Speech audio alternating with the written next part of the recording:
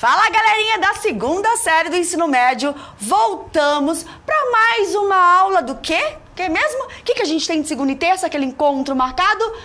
Práticas corporais de lutas, heranças culturais. Eu que não estou sozinha nesse aprofundamento.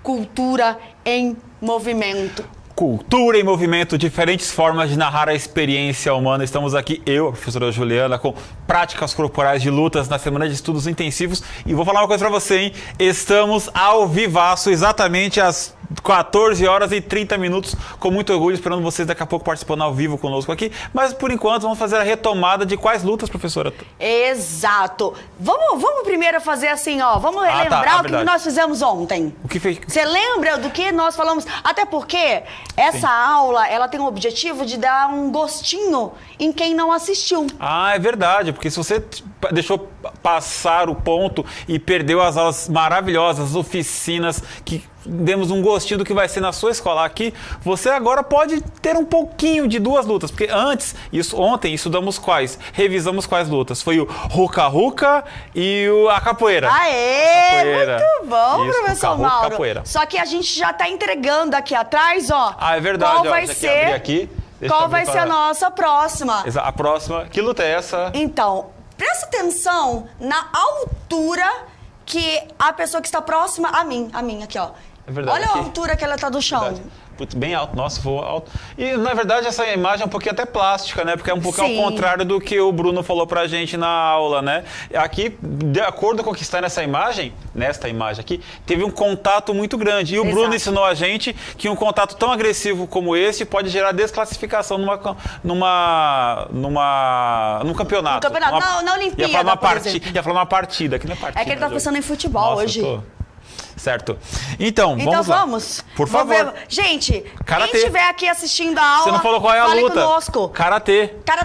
Karatê com C.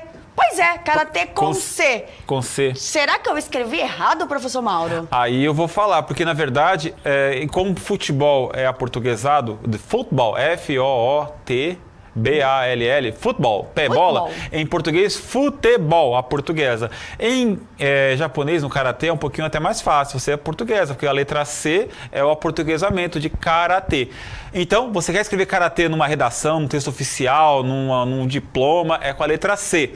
Porém, todavia, entretanto, contudo, o Bruno, praticante de karatê, ele faixa marrom, ele disse que prefere em K, com a letra K, karatê. Ele é um praticante, é autoridade no assunto, deixa com a letra K, certo? E sem o acento também. Porém, todavia, entretanto, contudo, nós aqui, como somos um canal oficial de educação, usamos a letra C. Isso aí. E nada mais Explicou? Ficou bonito. Por isso que a gente tem aqui um professor de língua portuguesa para falar com propriedade. É verdade. Nossa, consegui usar alguma coisa na aula da professora Juliana. Consegui. Maravilha. E nada. Vamos lá, então. Ó, o karatê, ele é uma arte marcial de autodefesa originária do Japão. Aí a gente faz um gancho, né, para o filme, porque a gente quer que todos tenham acesso à nossa aula e se achem dentro dela. Então, para que o professor Mauro se ache nesse karatê, a gente tem que trazer cinema, séries... Opa, então o filme Karate Kid. Kid. Então, lá ele geralmente tá lutando sem armas, né? Ele com as mãos. E lá, a gente conversou sobre isso. A questão do Cobra Kai. Ah, é verdade. Que tem a questão de você defender, bater primeiro. Strike first, isso. Né? Você vai lá e ataca. Exato. E o Bruno nos falou que isso é totalmente contrário ao que pressupõe a filosofia do Karatê. Vamos chamar assim, que o Karatê é uma luta de defesa. E como é de defesa, você não pode atacar primeiro, né? Exatamente. Então, é autodefesa. Esse é o objetivo principal do karatê. Sem armas de qualquer espécie. Exato, por isso que a palavra karatê... Eu li na cola, tá? Significa mãos vazias. Mãos vazias. E aí tem aquela situação que é bacana, que é onde a gente já faz o link com o Muay Thai. É verdade. Tanto o karatê quanto o Muay Thai, eles estão aí nas Olimpíadas. Nas Olimpíadas a gente tem aqueles esportes que eles são rotativos, né? Eles vão como apresentação. E tem os esportes oficiais. Em 2020, lá no Japão, a última Olimpíada que nós tivemos o Karatê sendo a primeira competição oficial, como um esporte oficial. Certo? Era um esporte convidado, era uma espécie de demonstração. Exatamente. Ah, tá. E aí, em 2016, bateu-se o martelo e falou, não, fechou. Vai ser realmente um esporte integrado àquele montante que já existe. Então, daqui a 2 anos, em 2024, o Karatê não vai ser apenas um esporte de demonstração, um esporte visitante, vamos chamar assim. Vai ser um esporte oficial permanente nas Olimpíadas. Na verdade, desde 2020, desde a última. Ah, então, tá. A última, que já foi era. 2020. Ah, e tá. essa sua fala... Ah, o Muay Thai. É o Muay Thai. O Muay Thai, isso. O Muay Thai vai ser permanente nas Olimpíadas. Exatamente. Ele teve aí como então tá aí, olha. uma experimentação nas Olimpíadas, e agora ele vai estar, a partir de 2024, lá em Paris, na próxima Olimpíada, ele vai ser um esporte oficial. Então vamos mudar? Bora? Qual agora? Vamos agora viajar para o Muay Thai. Muay Thai. Só que eu quero entrar na imagem. Aê! Cara, bacana essa imagem. Vou até abrir espaço aqui um pouquinho, perfeito, olha só. Né? Gente, sensacional. E é bacana. Sabe o que é legal? Aí eu vou até falar. Porque assim, pega as duas explicações. As duas explicações do Bruno, que veio falando sobre o Karatê, e do Thiago, que veio falando sobre o Muay Thai.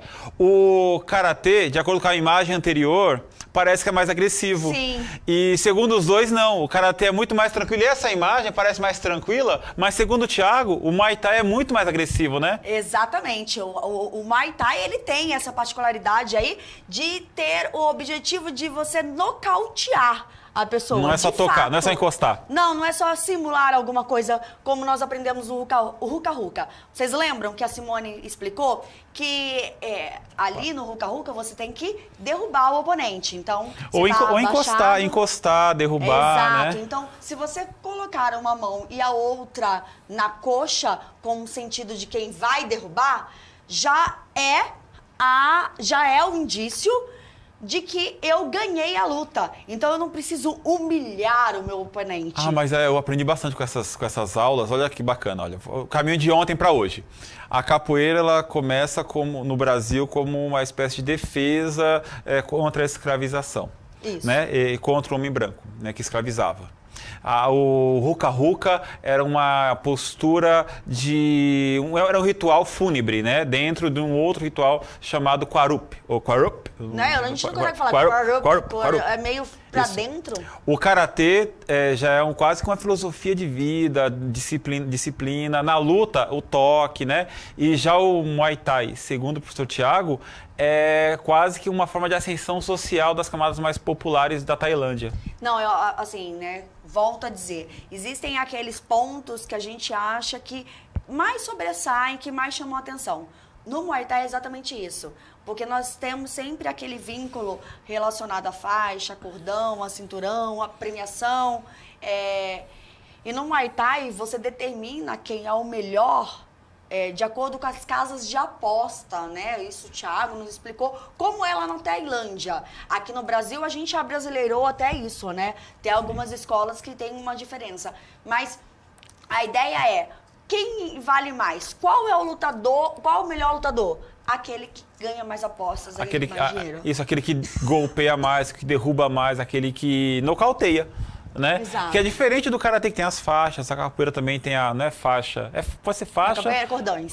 Dos cordões, e no Ruka-Ruka também tem um cordão com o animal, né? O pássaro, uma carcaça de um pássaro atrás. Isso, e tem toda uma história também bem bacana. Não, isso ficou muito marcado, porque na verdade é algo muito além daquilo que você vê, Sim. algo que você carrega. Mas a fama está ligada à casa de aposta. E ele também mencionou que o taekwondo, tô pensando no Boca, no taekwondo. O Muay Thai, ele é ligado diretamente também às camadas mais pobres. E com isso, é muito popular. Então, o futebol da Tailândia é o Muay Thai. O que ele quer falar com isso? Aqui a gente vai, em qualquer lugar, tem um campo de futebol, tem os meninos brincando na rua, tem aquela coisa, tem uma quadra de futebol nos condomínios. Aliás, uma quadra poliesportiva que pode ser, mas geralmente está rolando futebol. Isso, mas uma outra coisa que o Thiago falou também, quando a gente pôde conversar com ele, foi a exigência física necessária para praticar o Muay Thai.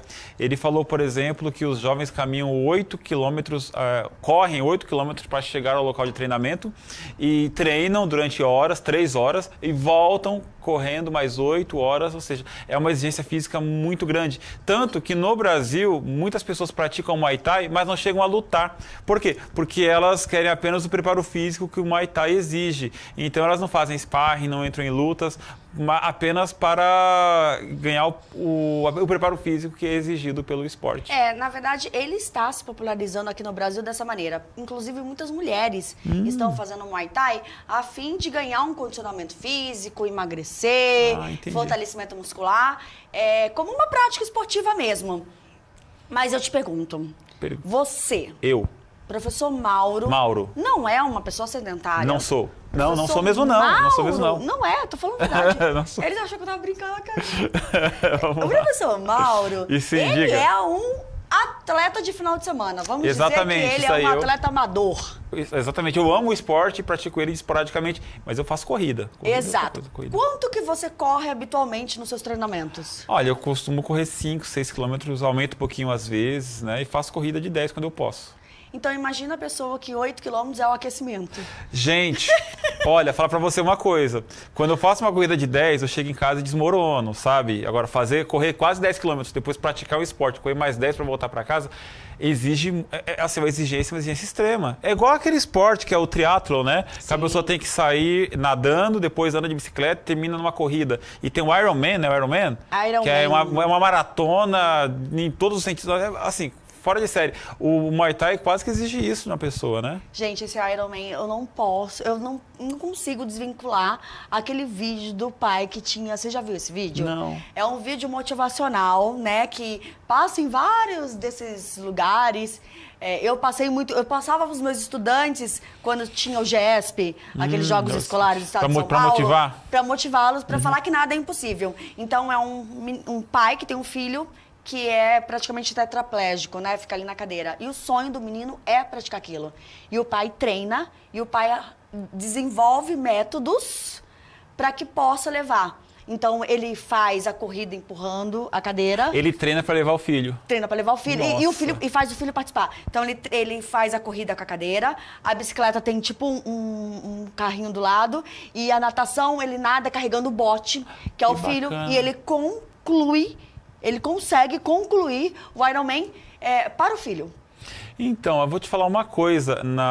Em corrida também existe os atletas que eles se preparam e se inscrevem para levar cadeirantes, para poder participar dessa forma. Ou seja, eles vão alternando às vezes, né, entre uma cadeira ou outra cadeira, mas eles levam mesmo, tem a cadeira preparada para isso. E eu me inscrevi nessa corrida, eu não quero só correr, eu quero levar alguém, né, eu quero empurrar alguém.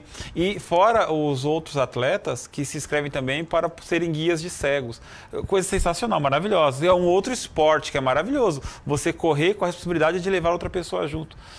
Sensacional, sensacional. Ó, temos estudantes aqui ao vivo, nós estamos ao vivo hoje, Lucas, Jennifer, boa tarde pra vocês também, ó. Estamos ao vivo, ao vivaço Bruno, hoje. Abraço pra você, é isso aí. Também? Paulo, Ricardo, tá todo mundo aí, olha só. Nossa, quero ver ó, o Elton, assim, boa tarde, professores. Boa tarde, Elton. E a Vitória. E a Vitória, exatamente. E vamos falar agora sobre o quê? Oficina. Oficina, exato. Meu carro tá com problema, tenho que arrumar. Não. É pra isso só que serve a Piada oficina? péssima, né? Horrorosa isso aí. Nossa, foi sem graça, desculpa aí. Não, foi bom, foi bom. Vamos dar risada, põe aí no chat. Nossa, foi engraçadinho, fala sério. Ajuda o professor Mauro. Por favor. Perdão, olha só, tá na tela o que é a oficina. Agora eu vou me limpar, olha só, vou limpar a minha imagem. Substantivo feminino que significa lugar onde se elabora, fabrica ou conserta algo. Então eu tô certo. Neste caso é diferente, porque olha só, a oficina é uma metodologia de trabalho que prevê a formação coletiva. Exato. Ela prevê momentos de interação e troca de saberes a partir de uma horizontalidade na construção do saber inacabado. Isso é muito bacana. Horizontal. De igual para igual. Exatamente. Olha, formação coletiva, ou seja, não tem oficina sozinho. né? Sim. Tem que ter várias pessoas. E aí, tudo isso que nós falamos, esses convidados que nós trouxemos, era exatamente com esse intuito, de que vocês tivessem subsídios para elaborar a oficina de vocês. Obviamente que não vai ser uma oficina somente com aquilo que a gente trouxe, vocês vão pesquisar, estudar, mas cada classe dividiu-se em 4 grupos, onde cada grupo vai trabalhar uma luta. Mas o princípio, o pontapé inicial é: qual é o meu público-alvo? Para quem eu vou direcionar aquilo que eu estou ensinando? Porque se a gente parar para pensar, Mauro, até a forma que a gente fala, vou dar um exemplo. Sim. Nós estamos tratando aqui com os estudantes. Então, nossa fala é direcionada para eles. Quando a gente está em um momento de formação para professores, já muda. A fala é outra. Quer ver outro exemplo? A gente está falando de Muay Thai como pessoas que estão aprendendo sobre Muay Thai para pessoas que estão aprendendo sobre Muay Thai. Se fôssemos mestres nesta luta falando com estudantes de Muay Thai, a fala seria outra. Porque vocês já saberiam, tudo que a gente falou nessa aula, vocês já saberiam. Então a gente teria que partir de um outro ponto. Olha, já sabe muita coisa, a gente tem que partir de um outro nível, né? No caso, como estamos todos aprendendo, a gente vai nessa horizontalidade, ou seja, todo mundo aprende junto, E é legal que você falou sobre escolher o público-alvo, né? Porque a gente tem que escolher com quem a gente está falando. Porque se a gente quer falar com todo mundo, acaba não falando com ninguém. O maior grupo de pessoas que vocês procurem falar é legal. O que você vai falar? É uma oficina direcionada para a comunidade, é para os anos iniciais que tem lá na minha escola, é para o ensino médio, é para os professores. Mas assim, é interessante que vocês foquem. Certo? E dentro desse planejamento também tem a questão do espaço que eu tenho disponível. Exato. O material que eu preciso usar. Então, tudo isso eu tenho que programar. E nós vamos fazer isso ao longo das próximas atividades. Aqui, nessa atividade, está sendo dada o pontapé inicial. E nas demais, nós vamos explorar cada vez mais e revisitar aquilo que a gente já fez. Porque é possível, Mauro. Eu fui lá, escrevi tudo direitinho. Mas aí eu tive uma aula assim, uma aula assada, ou eu li tal coisa, deixa eu voltar lá e analisar se aquilo que eu tinha feito realmente, de fato, é útil. Na verdade, o que a gente fez, se você colocar na tela, você separou em 3 momentos, né? Sim, isso. E o que a gente fez aqui foi o primeiro momento, que foi a contextualização cultural, né? Exato. Os outros momentos... Aliás, você tem muito a acrescentar nesse momento. Os outros 2 momentos, pode colocar muito, envolve muita pesquisa. Não, aguardem. Como é que é aquilo lá que a gente falou? É investigação científica, Investigação científica, o eixo estruturante. E eu vou te colocar numa roubada. Ai, meu Deus. O Mauro não sabe, mas a gente já está preparando já as aulas posteriores ao recesso. Sei. E vamos colocar o professor Mauro para lutar. Sei. Sei. Não quero saber. Então, a estrutura da oficina que você vai pensar é exatamente essa que o professor Mauro estava falando. Exato. 10 minutos de contextualização cultural, 25 minutos para experimentação de gestos e movimentos e 10 minutos para avaliação da oficina. Posso juntar uma coisa com outra? Claro. Por exemplo, a gente falou para você escolher o público. Se você tem um público de anos iniciais, criancinhas, né, até uns 6 anos de idade, você não vai conseguir fazer uma contextualização histórica, cultural, de 10 minutos, porque crianças, geralmente, você não consegue manter a atenção delas durante 10 minutos falando de história, falando de cultura. Então, seria legal você pegar e diminuir essa parte e aumentar na parte que é a parte mais prática. Então, isso é pensar no público-alvo, é você ver com quem você está falando. Ao mesmo tempo, se você vai falar com professores, você tem que pensar, será que os professores vão estar topando fazer os gestos? Então, aumenta a parte de contextualização e diminui a parte de gestos. Perfeito, porque isso aí que está na tela para vocês é uma sugestão. Exatamente. E vocês podem adequar de maneira que seja apta para que você realize, né? Não adianta pensar em algo que não seja prático, que não seja real, que fique só num papel. Combinado? Mauro, tem uma galera aqui no chat, então nós precisamos passar para aquela parte lá que você sabe, que você gosta, que a gente fica ali no privado, no particular. E se você gostou da aula da Juliana com minha participação, tá aí na tela o link, o QR Code para você dizer o que você acha, elogiar, porque assim, sensacional essa mulher falando sobre lutas, aqui, pra cá, luta. Olha só, faz o seguinte, faz o que agora? Roda a vinheta. Roda a vinheta.